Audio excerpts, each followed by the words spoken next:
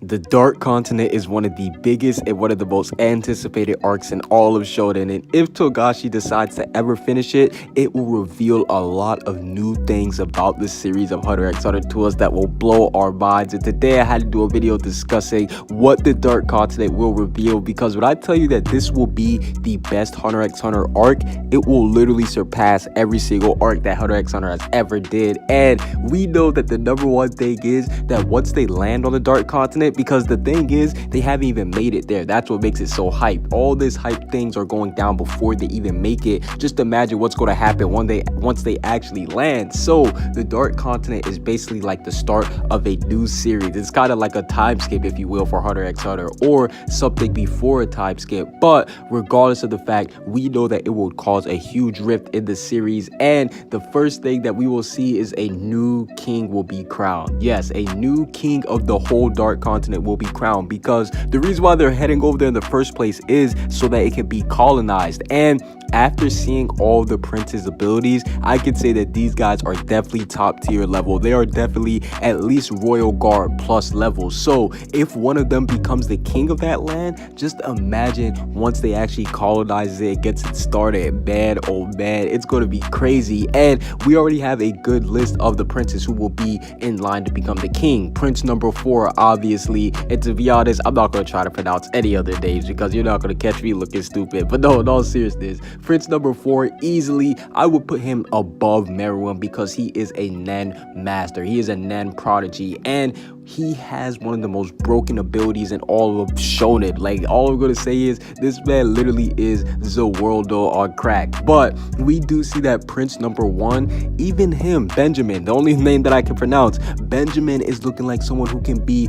number 1 king. He looks like he could be fitting for the king title. Obviously, his strength and his abilities that he has with his soldiers definitely does make him super overpowered. But the other dark horse who I have that I think could win it is Prince number 3, Zhang, just because he seems like he's just always up to something, and he seems like that he always has like the upper hand. And between all the princes, these 3 I believe have the biggest resolve to win. So that's why I do believe that these 3, out of one of these 3, whoever lives, because we know that they have to kill each other in order to become the king, whoever wins, that is who will stay on the Dark Continent and will develop it while the other characters head back. But it wouldn't be Hunter x Hunter if there wasn't tragedy, because before the characters head back, there will be character deaths. Yes, I'm talking about Hanzo. I do believe that Hanzo will end up dying on the Dark Continent. I believe that's why they actually did bring him back into the series. And speaking of bringing someone back to the series, Kurapika's master, yes,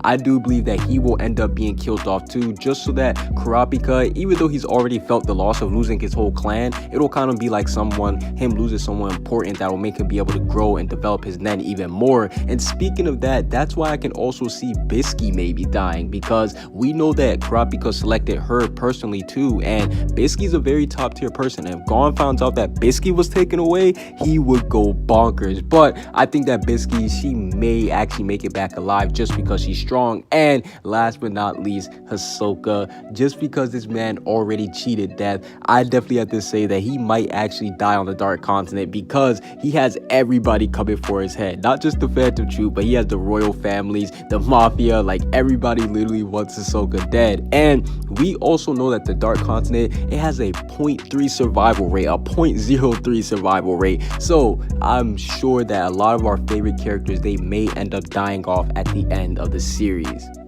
But we also do have to look forward to new mythical beasts, because I'm not gonna lie with you guys, that's probably one of the most low-key underrated things in Hunter x Hunter, the mythical beasts, the animals, because we already know Jing's number 1 line: animals are attracted to good hunters. And we see that Jing is always around some wild, crazy animals. And a mythical beast, imagine if we actually got to see more of them on the Dark Continent, and they would make the ones back on the regular realm pale in comparison, because we saw that they actually used the beast for the Hunter exam. So just imagine the beast on the Dark Continent, how wild they're going to be. And speaking of the Dark Continent, a new Nen type will be revealed on the Dark Continent. Yes, we know that that there are only 5 levels of Nen, and then you have specialists, but I do believe that there will be a new level of Nen that will be revealed, and it will be revealed by none other than Dawn Freaks. Yes, I do believe that Dawn Freaks will have a hidden layer of Nen, and he will finally show that to Gon, and that will lead Gon into getting his power back. But overall,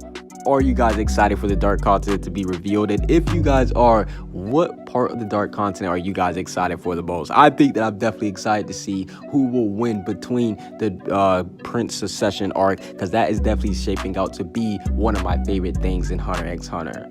Comment what you guys think down below. Subscribe if you haven't. Peace out.